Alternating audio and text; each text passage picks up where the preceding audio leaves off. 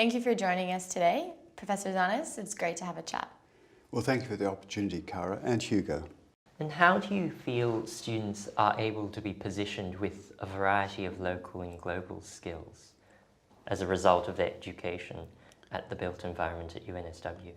We bring into the classroom and into the studios the worlds that the students come from, and we also explain and understand the world that we're in here. And I think by bringing these experiences and this knowledge, it enriches everybody's lives. UNSW graduates are the most employable in the world, and we know that.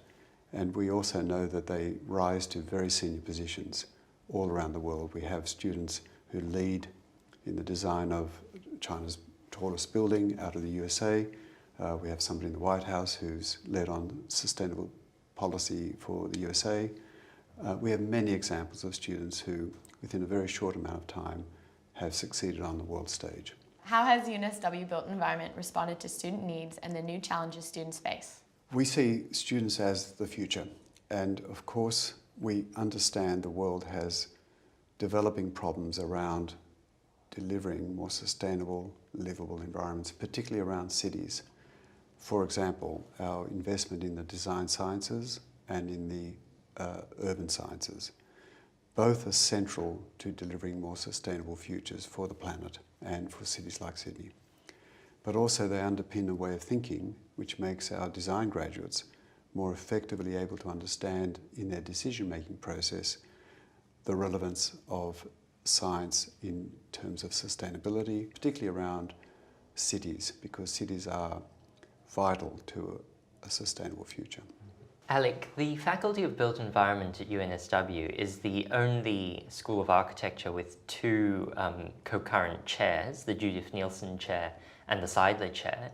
What do you think attracted these philanthropists to provide the university with such generous endowments? Well, we were honoured to be entrusted as the stewards of these important initiatives. Both these prominent people really had a vision for the future, one around humanitarian architecture and the other around continuing our tradition and cementing it through funding of professors in practice. And both those are very important attributes of our faculty as a result of this endowment.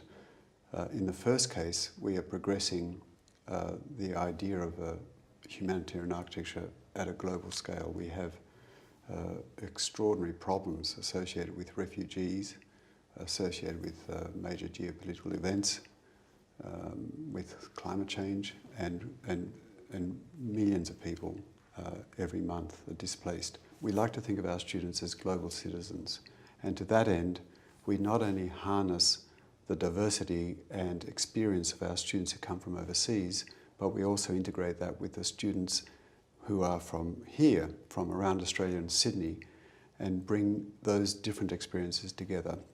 But we also have global opportunities. So we have the dual degree with Tongji University, where carried right through to the end means that you become an architect in China or an architect in Australia. Or we have, for example, the international studios, the Seidler International Studio, that allows us to travel the world and understand what it's like to be in another place, to understand the different dynamics that influence decision-making, policy, design frameworks and design briefs. But then the other side of it, which we can touch on, is the strong links with industry. So not only do we have leading academics developing an understanding of the theories behind the way we work and the way we think, developing our knowledge, but we also have leading practitioners, leaders in industry, delivering their experiences and their knowledge as case studies to support the theoretical understanding, the knowledge development and intellectual development that we seek. Alec, how has UNSW Built Environment responded to student needs and the new challenges students face? Students are really important to us. We really appreciate the Built Environment Student Association and how it influences student experience, how we listen to what they say and what we do as a result of that.